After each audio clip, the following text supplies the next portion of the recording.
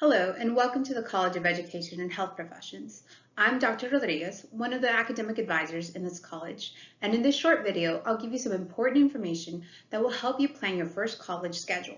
In college, you have the ownership and responsibility of creating your own schedule every semester.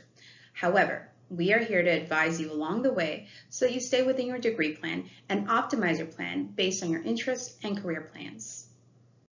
One important thing to keep in mind is that you can take classes your first 2 years that will work for several majors. We call this parallel planning. This is important because we know that most students will likely change their major at some point. You may want to look at various degree sheets available on the OASIS website to see the overlap in core classes. For example, all of our majors will require Comp 1 and 2, college algebra, fine arts, and other common core classes. In addition, most of our health-related degrees will require biology and chemistry.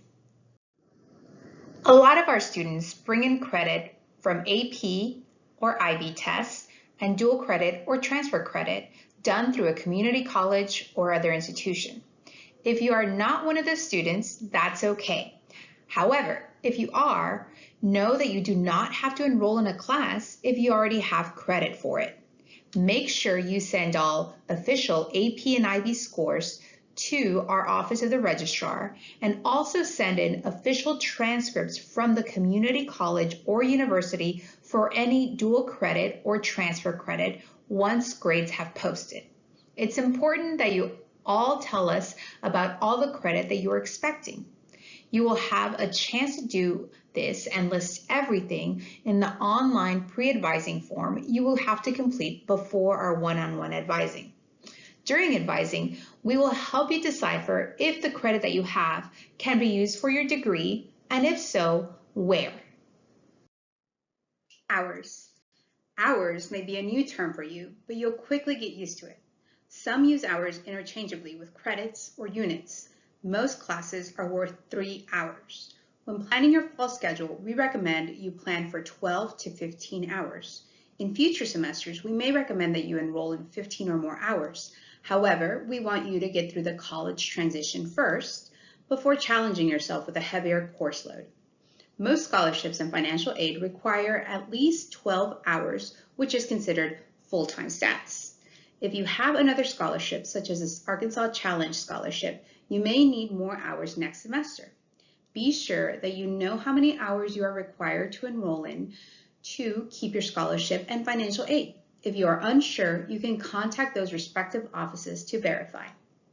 Before we go on, we should cover how to read course numbers because it would help you keep track of hours. Here we have the course number for college algebra. The 4 letters refers to the subject or department. College algebra is in the math department. The first digit of the 4 numbers refers to the level of the course. Lower level courses, those starting with 1 or 2, are usually intended for freshmen or sophomores. The middle 2 numbers only help differentiate the courses within a department, and they are not as important. But the 4th digit will help you determine how many hours a class is worth. Here you see 3. That means college algebra is worth 3 hours. Before you enroll, it's important to understand the distinction between drills and labs. You might see the term drill associated with courses like chemistry. These are required, blocked out times associated with some courses. They are not worth any additional hours. This time is usually used for supplemental instruction, extra discussion, or time for testing. If it is used for testing, you will only have to use that time a few times a semester. Your course instructor will tell you how drills will be used for that course. Labs, on the other hand, are usually worth 1 hour of credit. These are usually associated with science courses. When you enroll in them, you will have to make sure that you have the lecture component and the 1 hour lab in your shopping cart. Here you see the example for biology. The lecture component is Bio 1543 and the lab is Bio 1541L. The last important thing we'll cover is university perspectives. This is a required 1 hour course for all freshman students. This course will cover skills and resources that will help you in the transition from high school to college life. It is offered in either an 8-week or 16-week format. If you are not pre-enrolled in a University Perspectives section, also called UNIB 1001, we recommend you add it to your schedule last and don't stress out about the topic. Topics are different because every instructor may choose a different theme for their course, but all University Perspective courses should ultimately include very similar content. Now let's go over some example schedules. Remember, these are only examples. Your schedule might look very similar or somewhat different depending on earned AP, IB, or dual credit. Here we have example schedules for two different students. The one on the left is for a student majoring on elementary education, and the one on the right is for a student majoring in physical education. However, notice that they're both very similar. The only difference is that the elementary education major will be doing CIED 1013, Introduction to Education, while the physical education student will enroll in PHED 1003, the Physical Education Profession. Beyond that, they're very similar. There might be also some difference if a student decides to enroll in a social science, or a U.S. history or government, or a humanities. Otherwise, they're very similar. Most students majoring in an education major will have a very similar schedule to this. Similarly, here we have two example schedules, one for a student in public health and another for a student in exercise science. Notice that these schedules are basically identical. That is because we will usually recommend that students in these kind of majors start off with a science class like Principles of Biology. Notice that this has a lecture component, Bio 1543 for 3 hours, and a lab component, Bio 1541L. L is for lab. Beyond that, these schedules are pretty much identical.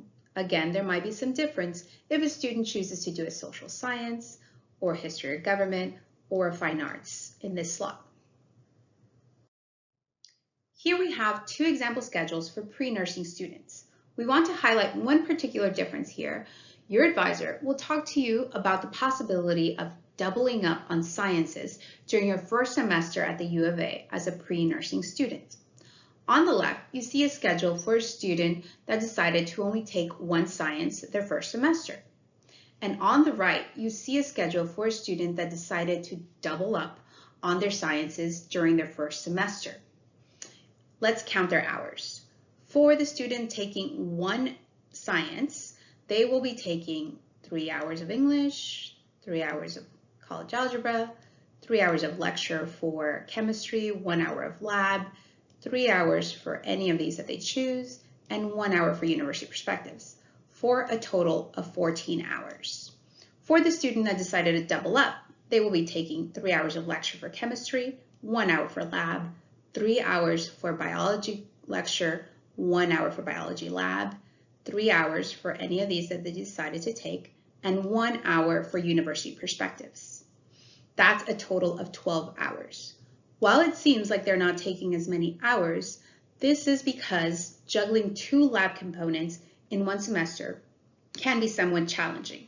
So we would recommend that they only take 12 hours during that semester. Finally, here we have 2 more example schedules. The one on the left is for a student majoring in recreation and sports management. Notice that they don't have a science in their first semester schedule. That's because the science sequence is not as critical for this major. Now, on the right, we have an example schedule for a student in communication, sciences, and disorders. Note that this is very similar to all the other schedules we've seen thus far. Also, we want you to take notice of something else here. At the very bottom, there's an asterisk, and that says for admissions into CDIS program, grade C or better is required. That means that this student will have to make a C or better in Comp 1 and college algebra in order to go into the CDIS program later. This is an important time to let you know that at the U of A, Usually, if you make a D or better, you get credit for the course. However, there are some courses within each major that you have to make a C or better to get credit for that course. That information is available on your degree sheet and also in the university catalog. Thank you for watching, and remember, you will have a 30-minute virtual one-on-one advising session before you enroll in classes and make any critical decisions. So you don't have to make any decisions on your own right now. We look forward to meeting you virtually during this session and in person in the fall.